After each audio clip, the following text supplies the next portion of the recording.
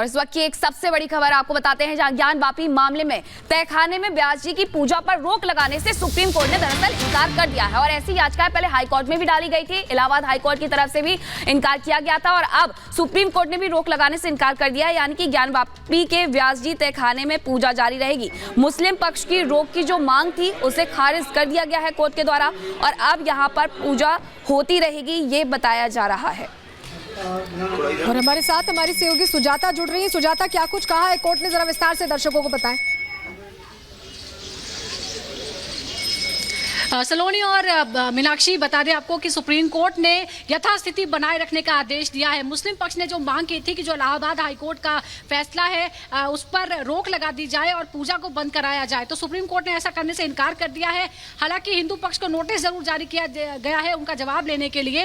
आपको बता दें कि 31 जनवरी को इसी साल जो निचली अदालत ने यह फैसला दिया था कि जो व्यास जी का कारखाना 1993 से तहखाना जो बंद था उसे खोला जाए और हिंदू पक्ष को उसमें पूजा की इजाजत दी जाए। मुस्लिम पक्ष उसी आधी रात को सुप्रीम कोर्ट पहुंच गया था और यह मांग की थी कि तुरंत इस पर रोक लगा दी जाए। हालांकि सुप्रीम कोर्ट ने उस वक्त सुनवाई नहीं की थी, मामला फिर इलाहाबाद हाई कोर्ट गया, वहां पर भी स्टे लगाने से इनकार कर दिया और आज इस मामले की सुनवाई हुई। यानी वर्तमान स्थिति यह है कि जो पूजा तहखाने में हो रही है 31 जनवरी के आदेश के मुताबिक वो आगे भी जारी रहेगी और जैसे नमाज पढ़ी जाती है ज्ञानवापी मस्जिद में वो भी जारी रहेगी। यथास्थिति बरकरार रहेगी, स्टेटस को मेंटेन रहेगा और अब हिंदू पक्ष को जवाब देने के लिए नोटिस जारी किया गया है। इस बीच जब सुनवाई हुई तो हुज़ैफा अहमदी जो मुस्लिम पक्ष के वकील हैं उन्होंने कई सारे उदाहरणों से ये कहा कि सुजाता, जो आप बता रही हैं फिलहाल बड़ा झटका लगा है और अब पूजा जारी रहने वाली। बहुत शुक्रिया आपका जुड़ने के लिए और जानकारियां देने के लिए। आगे बढ़ते हैं। मुख्तार अंसारी की मौत के बाद कई नेता हैं जो इस मौके का फायदा दूसरी तरह से उठाने की कोशिश कर रहे हैं और सांत्वना लगातार जाहिर कर रहे हैं। उसमें लिस्ट में एक और नाम जुड़ा हुआ है, मोहम्मद ओवैसी, मोहम्मद असदुद्दीन ओवैसी, जो इससे पहले बयान तो दे ही रहे थे और अब मोहम्मदाबाद पहुंच गए। रिपोर्ट आपको दिखाते हैं।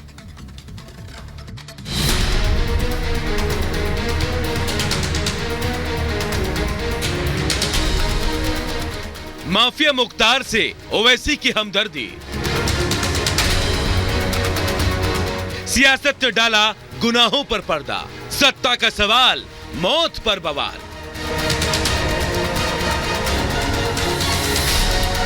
MIM चीफ और हैदराबाद के सांसद असदुद्दीन ओवैसी माफिया मुख्तार की मौत से बेहद दुखी हैं। अपना दुख जाहिर करने के लिए ओवैसी खुद हैदराबाद से गाजीपुर पहुंच गए। मुख्तार के मोहम्मदाबाद स्थित घर पर पहुंचकर ओवैसी ने मुख्तार के परिवार से मुलाकात की। ओवैसी ने न केवल अपना दुख जताया बल्कि सोशल मीडिया पर मुख्तार के समर्थकों को समर्थन देने का ऐलान भी कर दिया। ओवैसी ने इशारों में फिर माफिया की मौत पर सवाल खड़े किए। ओवैसी ने सोशल मीडिया पर लिखा कि मुख्तार अंसारी के घर गाजीपुर जाकर उनके खानदान को पुरसा दिया। इस मुश्किल वक्त में हम उनके खानदान, समर्थक और चाहने वालों के साथ खड़े हैं। इंशाअल्लाह इन अंधेरों का जिगर चीरकर नूर आएगा। तुम हो फिरौन तो मूसा भी जरूर आएगा। आपको बता दें कि ये वही ओवैसी हैं जो दिन रात गरीबों, मजलूमों को इंसाफ दिलाने की बात करते हैं, लेकिन हकीकत क्या है ये तस्वीरें इसका सबूत है। एक सजा याफ्ता अपराधी की मौत पर ओवैसी न केवल दुखी हैं बल्कि इसकी जांच की मांग भी कर रहे हैं। दरअसल ओवैसी को माफिया पर इतना प्यार इसलिए आ रहा है क्योंकि मुख्तार एक खास धर्म को मानने वाला था जिसके तुष्टीकरण की राजनीति ओवैसी भी करते हैं।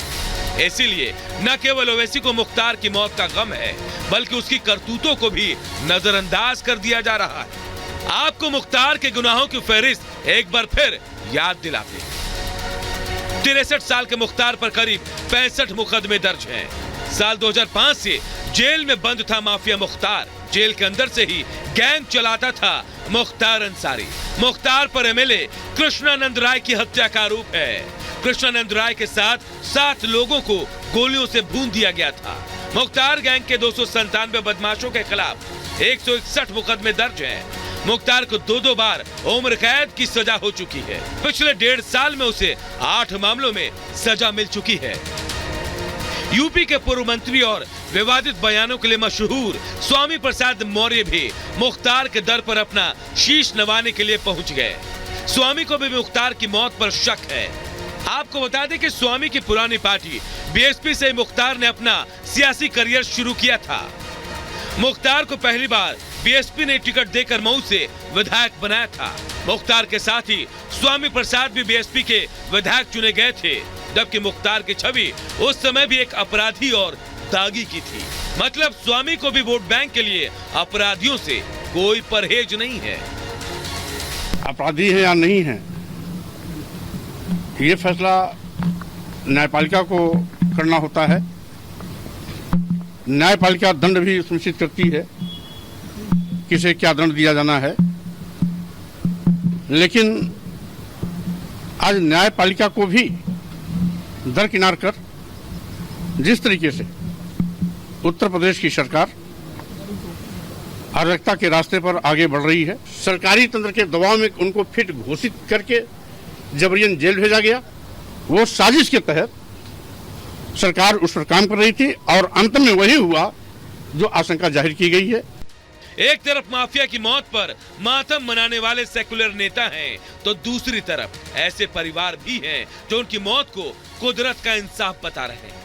ऐसा एक परिवार है बलिया का रहने वाला निर्णय नारायण उपाध्याय का, जिनकी हत्या विधायक कृष्णानंद राय के साथ कर दी गई थी।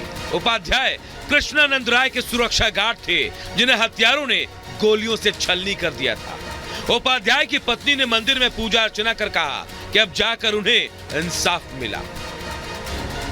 मेरे पति को हत्या किया गया था मुख्तार अंसारी के साथ, तो उसी का आज हमको खबर मिला।